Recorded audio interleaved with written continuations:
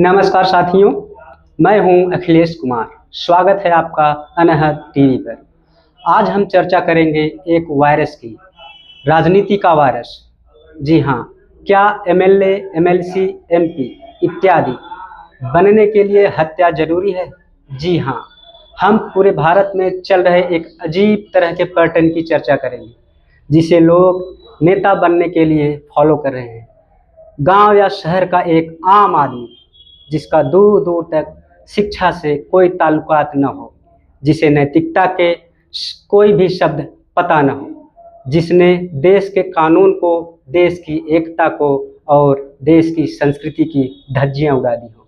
ज़्यादातर ऐसे लोग चुनाव लड़ रहे हैं जिनके ऊपर हत्या, रंगदारी, rape, kidnapping, money laundering, drugs mafia जैसे केस भी चल रहा है। और सबसे आश्चर्य की बात यह है कि जनता उन्हें अपने नेता के तौर पे देख भी रही है। हमारा देश ये किस दिशा की ओर चल रहा है?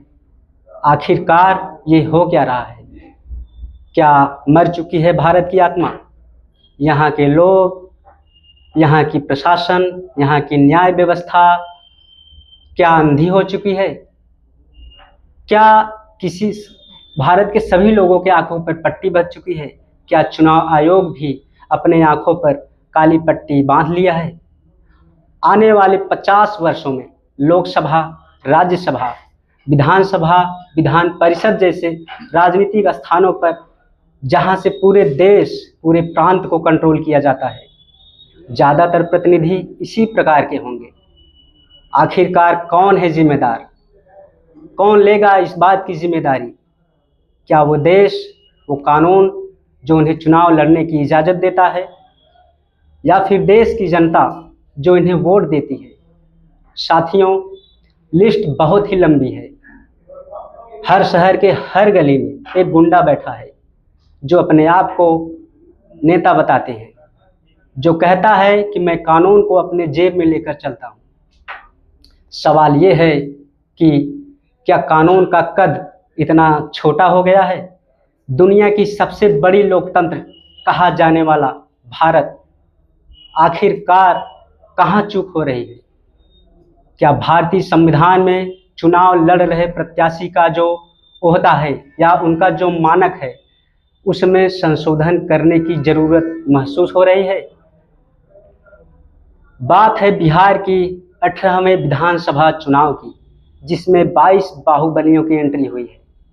इनमें से एक है अनंत सिंह, जो कि मोकामा विधानसभा में जेडीयू का प्रत्याशी है।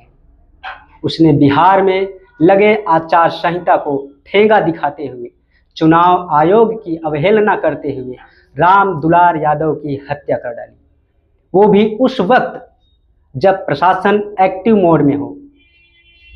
क्या ये जंगल राज का नेक्स्ट लेवल है, जिसे हम राक्षस राज कह सकते हैं, या फिर कहना कोई गलत नहीं होगा? क्यों चुनाव आते ही बाहुबलियों के नाम मार्केट में तैरने लगते हैं, मार्केट में भागने लगते हैं? क्या इनके बिना चुनाव संभव नहीं है?